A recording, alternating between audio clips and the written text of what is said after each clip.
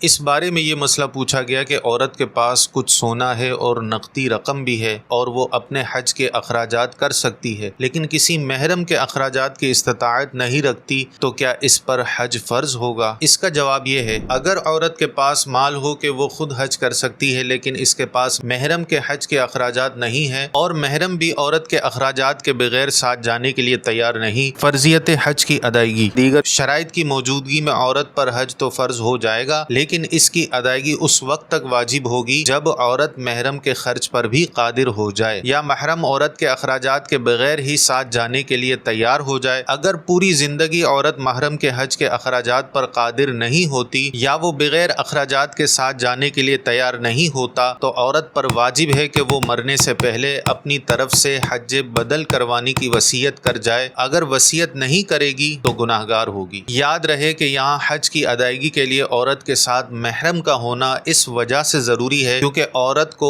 حج، عمرہ یا اس کے علاوہ کسی اور مقصد کے لیے شرعی سفر جس کی مقدار تقریباً 92 کلومیٹر ہے کرنا پڑے تو اس کے ہمراہ شوہر یا کسی قابل اعتماد محرم کا ہونا شرط ہے۔ اس کے بغیر عورت کا شرعی سفر کرنا ناجائز و حرام اور گناہ ہے، اور پاکستان سے مکہ مکرمہ کا سفر شرعی سفر کی مسافت سے کئی گنا زیادہ ہے، لہٰذا عورت کا شوہر یا محرم کے بغیر جانا جائز نہیں ہوگا۔ اگر یہ ویڈیو آپ کو اچھی لگی ہو تو اس کو ضرور لائک کیجیے گا اور اپنے دیگر دوستوں میں بھی اسے ضرور شیئر کیجیے گا۔